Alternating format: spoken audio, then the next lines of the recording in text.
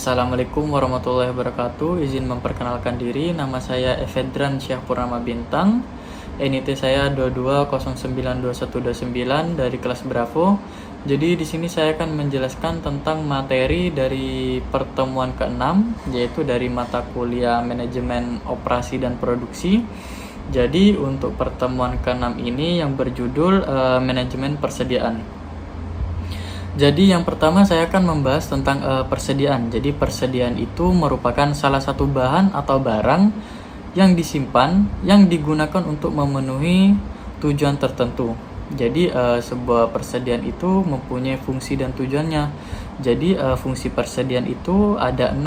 Yang pertama adalah menghilangkan resiko keterlambatan pengiriman bahan baku yang disimpan atau barang yang diperlukan oleh perusahaan. Jadi kalau misalnya kita ingin membutuhkan sebuah produk dari perusahaan lain, jadi gunanya untuk persediaan ini bisa menyimpan suatu barang, entah bahan baku atau bahan jadinya itu sesuai apa yang perusahaan request. Jadi misal kita membutuhkan bahan baku misal karet misal. Nah, jadi karet tersebut akan disimpan agar nantinya kalau misalnya di proses pengiriman nanti akan berjalan dengan baik dan sampai di tujuan juga dengan kondisi yang baik juga.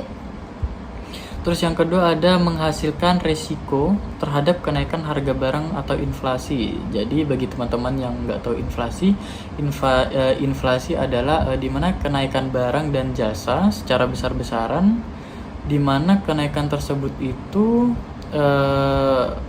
beberapa periode, jadi kayak kenaikan barang dan jasanya itu melonjak tinggi. Terus yang ketiga itu menghilangkan resiko jika material yang dipesan tidak baik sehingga harus dikembalikan. Jadi kalau misalnya kalian memesan suatu barang lalu tidak jadi dan mungkin itu ada refund dan segala macamnya mungkin. Terus yang keempat ada menyimpan bahan baku yang dihasilkan secara musiman sehingga perusahaan tidak ada kesulitan apabila bahan tersebut tidak tersedia di pasaran. Dan yang kelima adalah memberikan pelayanan kepada pelanggan dengan tersedianya barang yang diperlukan. Jadi kalau misalnya persediaan kita banyak, tentunya pembeli dapat dengan mudah untuk membeli sebuah produk yang sudah kita siapkan. Terus yang terakhir adalah mendapatkan keuntungan dari pembelian berdasarkan diskon kuantitas. Lalu selanjutnya ada klasifikasi persediaan berdasarkan fungsi.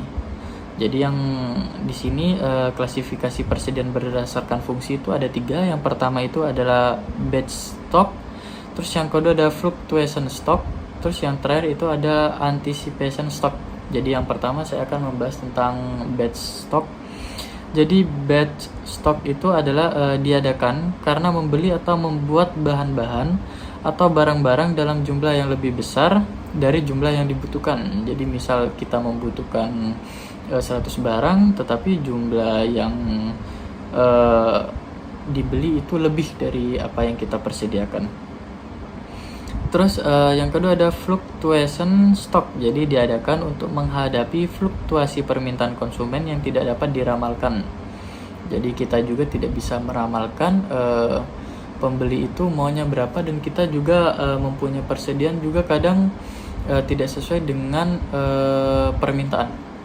Terus yang terakhir ada anticipation stock. Jadi diadakan untuk menghadapi fluktuasi permintaan yang dapat diramalkan. Jadi kalau misalnya udah diramalkan, jadi udah tahu nih, jadi permintaannya misalnya 100, ya udah berarti kita persediaannya juga 100 juga.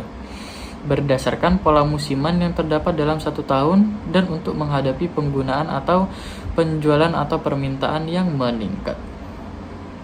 Terus untuk materi selanjutnya ada klasifikasi persediaan berdasarkan kriteria permintaan atau yang dimaksud dengan demand. Jadi di sini yang berdasarkan permintaan itu ada 2. Yang pertama ada permintaan independen dan ada permintaan dependen.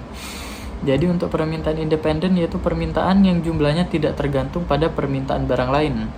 Sedangkan yang dependen yaitu permintaan yang kuantitasnya tergantung permintaan barang lain yang menjadi komplementernya.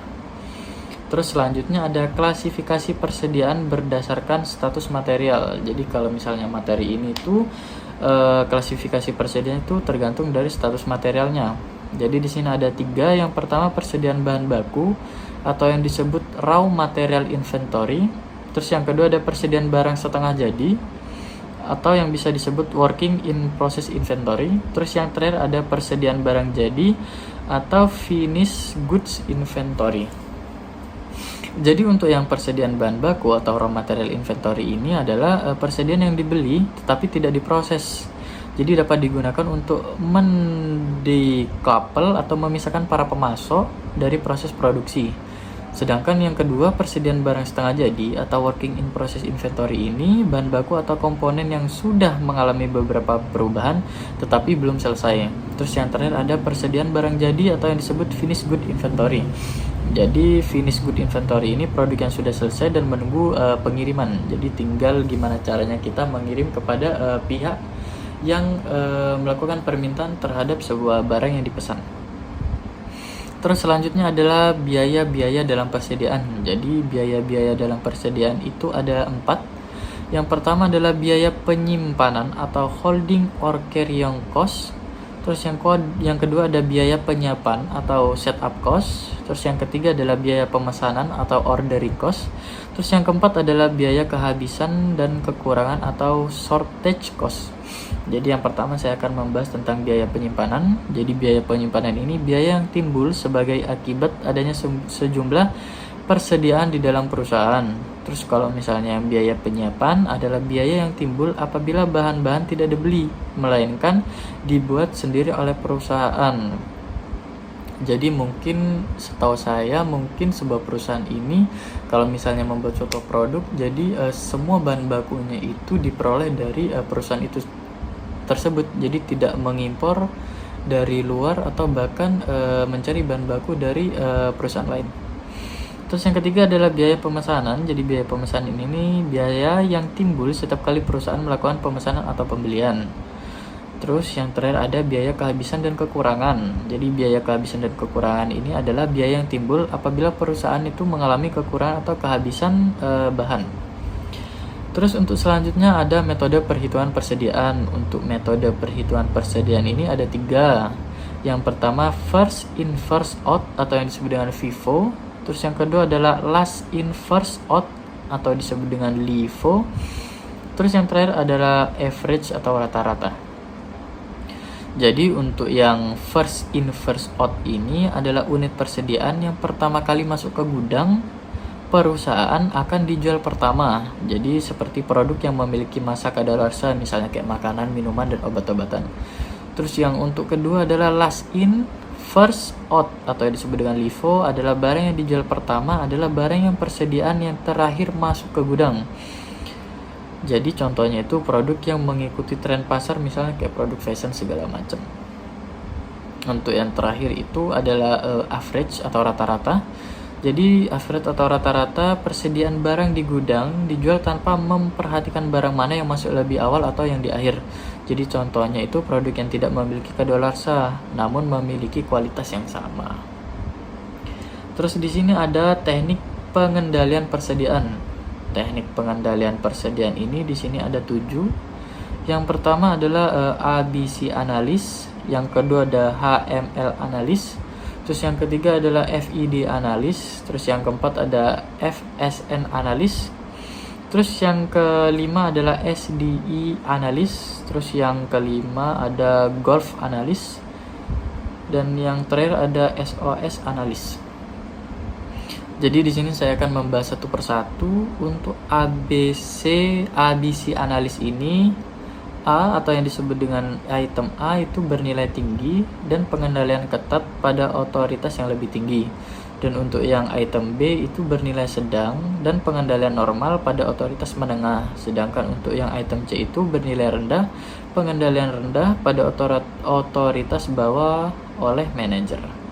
Terus yang kedua adalah HML analis, itu ada 3 juga, jadi termasuk ada harga tinggi, harga medium, dan harga rendah. Sedangkan VID analis ini klasifikasi berdasarkan tingkat kepentingan. Jadi ada 3 yang menjadi tolak ukur. Yang pertama adalah vital atau yang disebut dengan sangat penting. Yang kedua ada esensial atau yang disebut dengan penting saja. Terus yang terakhir ada desirable atau yang hanya diinginkan. Terus yang selanjutnya adalah FSN analis. Jadi berdasarkan tingkat konsumsi. Yang pertama adalah fast moving, yang kedua ada slow moving, dan yang terakhir ada non moving. Terus selanjutnya adalah SDE analis berdasarkan tingkat kelangkaan pasokan. Jadi kalau misalnya yang pertama itu ada yang disebut dengan scarce atau yang disebut dengan langka. Terus yang kedua ada difficult atau sulit. Yang terakhir itu ada easy atau mudah. Terus selanjutnya adalah gulf analysis. Jadi berdasarkan sumber. Jadi sumbernya itu seperti government supply atau dari pasokan pemerintah. Terus yang kedua ada ordinary available atau biasanya tersedia. Terus yang ketiga ada local availability atau ketersediaannya lokal. Terus yang terakhir ada foreign source atau pasokan asing. Yang selanjutnya adalah SOS analis, jadi berdasarkan sifat persediaan. Jadi yang pertama ada seasonal atau musiman. Terus yang kedua adalah off seasonal atau ketika permintaan rendah atau di luar musim. Jadi sekian dari penjelasan materi tentang materi persediaan di mata kuliah manajemen operasi dan produksi. Kurang lebihnya mohon maaf. Wassalamualaikum warahmatullahi wabarakatuh.